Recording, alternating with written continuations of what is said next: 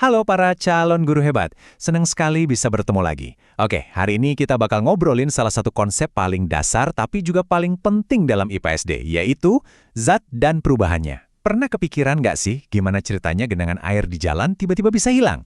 Nah, kalau kita bisa jelasin ini ke murid-murid, itu bisa jadi kunci banget buat bikin mereka penasaran sama dunia di sekitar mereka. Yuk, langsung kita mulai aja. Coba dibayangin, suatu hari ada murid yang nyeletuk, "Bu Guru, Pak Guru, itu genangan air di halaman sekolah kok bisa hilang sih? Pergi kemana ya airnya?" Nah, pertanyaan yang kelihatannya sepele kayak gini, ini tuh, wow, ini adalah pintu masuk yang luar biasa ke dunia sains buat mereka. Dan cara kita menjawab pertanyaan itu yang bakal jadi penentu.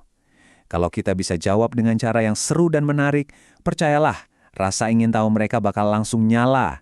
Nah, disitulah letak inti dari mengajar IPA yang asyik dan nggak ngebosenin. Betul sekali.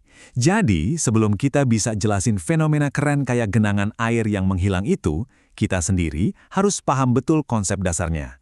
Anggap aja ini fondasi kita. Kalau fondasinya kuat, kita bisa jadi guru IPA yang efektif dan keren pastinya. Oke, kalau gitu, yuk kita bangun fondasi kita sama-sama. Kita mulai dari yang paling-paling dasar ya, 3 wujud zat. Sesuatu yang sebenarnya kita lihat tiap hari loh, sadar atau nggak sadar. Jadi pertanyaannya, apa sih zat itu? Gampang banget kok buat ngejelasin ke anak-anak. Bilang aja, zat itu, ya apapun yang punya berat dan menempati ruang. Coba deh sekarang lihat sekeliling. Ada buku di meja, itu zat.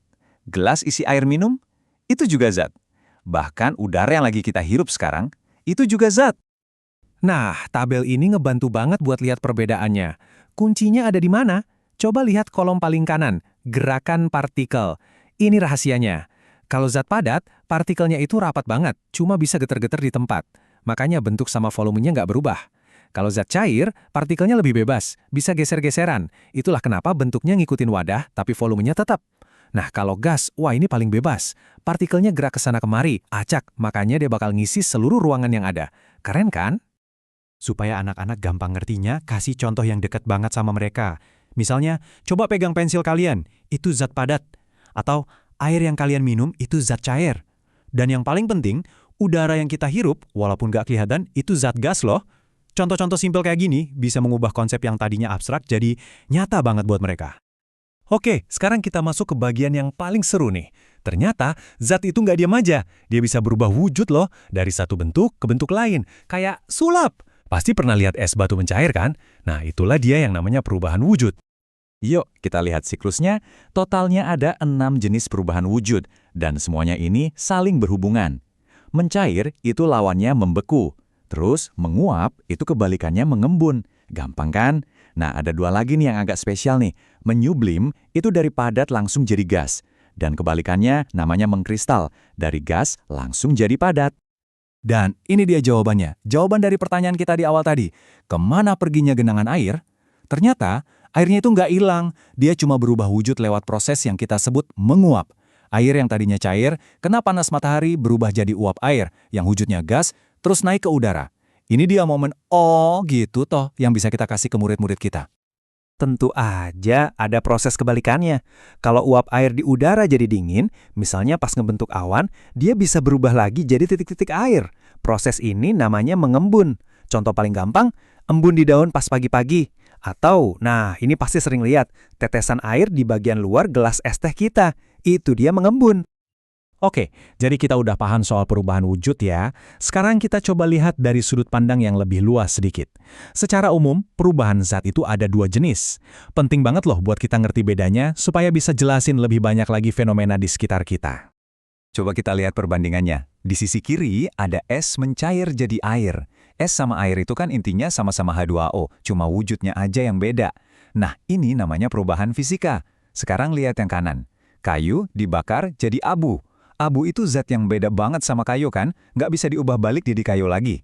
Ini baru perubahan kimia. Jadi kata kuncinya gampang. Ada zat baru yang terbentuk nggak? Kalau nggak ada, itu fisika. Kalau ada, itu kimia. Simple.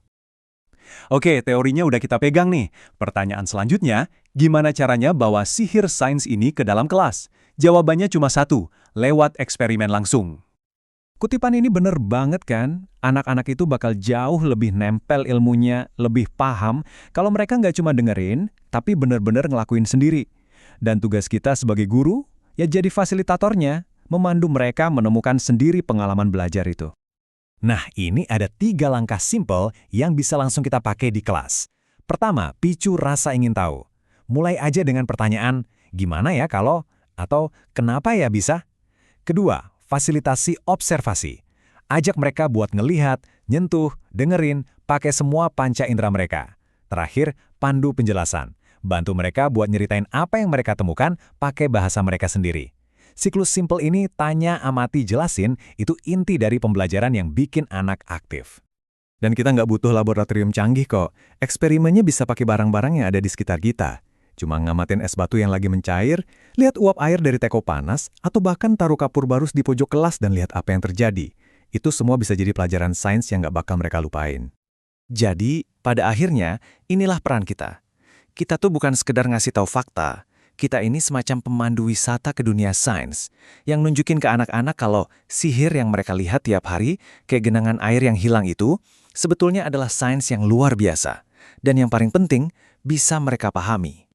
Nah, sekarang setelah kita sama-sama ngerti dasarnya, coba deh pikirin, keajaiban sehari-hari apa lagi ya di sekitar kita yang bisa diubah jadi pelajaran sains yang seru buat anak-anak? Jawabannya ada di mana-mana. Selamat mengajar dan yang terpenting, selamat menginspirasi.